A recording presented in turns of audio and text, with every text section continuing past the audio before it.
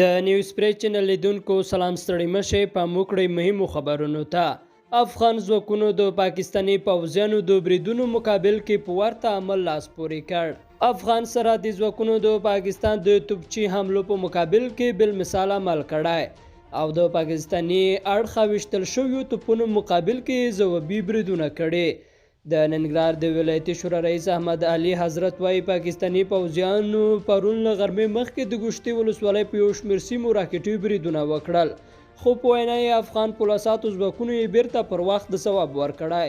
نوموړی د افغان حکومت له رهبرۍ مننه کړې چې سرحدي ځواکونو ته یې د بل مثال عمل کولو امر ورکړ او په خبره یې افغان ځواکونو د ډیورنډ کرښې په هغې غاړې د توپونو ډزې کړې دي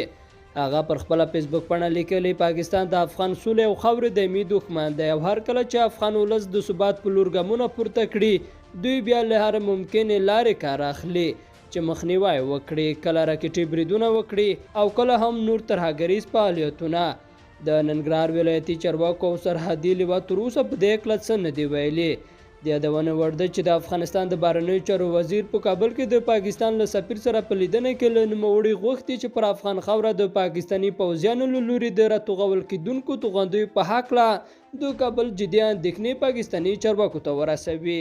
بل خوا حقیقت موندونکي پلاوي وایي د علیپور پر ځای د امنیه قماندان د ګوښه کېدو غوښتنه کړې د بېسودو ولسوالۍ د پیښې ارزولو لپاره لیږل شوی پلاوی وایي چې د میدان وردوګو ولایت امنیه قماندان باید لوی څارنوالۍ ته ورمعرفي شي او دنده یې وځنډول شي دغه پلاوی وایي د میدان وردوګو ولایت امنیه قماندان پر لاریون کوونکو د برید امر کړی و څو ورځې وړاندې په میدان وردوګو ولایت کې د علیپور غیر مسؤلو وسلوالو د لومړۍ حصې بېسودو ولسوالۍ کې پر ودانۍ برید وکړ چې د پولیسو له غبرګون سره مخ شو او په دې پیښه کې د علیپور څو وسلوالو وژل شول د دې پیښې د څېړلو پلاوي اوس په خپلو څرګندونو کې د علیپور پر ځای د میدان وردوګو ولایت د امنیه قماندان د محاکمه کولو غوښتنه کړې ده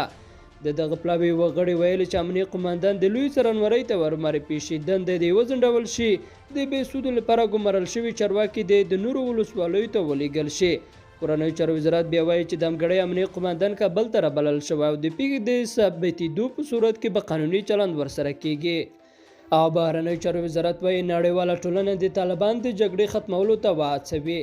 افغان حکومت وایي نړیوال د طالبان د جګړو ختمولو ته وهڅوي د بهرنیو چارو وزارت د ملګرو ملتونو د امنیت شورا د وروستي راپور هرکلی کړی دی او له نړیواله ټولنې غوښتي چې په حقایقو ځان پوه کړي او طالبان سولې او اوربند ته وهڅوي د بهرنیو چارو وزارت په اعلامیه کې راځي چې طالبان لا هم له ترهګرو ډلو سره اړیکې لري پر خپلو ژمنو یې عمل نه دی کړی هدفي بریدونو ته یې دوام ورکړی دی لا هم سختې جګړې کوي او مذاکراتو کې ګډون پیکه دی افغان حکومت ویلي نړیواله ټولنه باید طالبان وهڅوي چې ژر تر ژره اوربند وکړي او د خبرو له لارې روانه جګړه پای ته ورسوي ملګرو ملتونو په خپل وروستي راپور کې ویلي و چې طالبان لا هم له القاعده شبکې سره اړیکې لري او په دې برخه کې خپل ژمنې نه دي عملي کړي لیدونکو له ملتیا مننه ښې چارې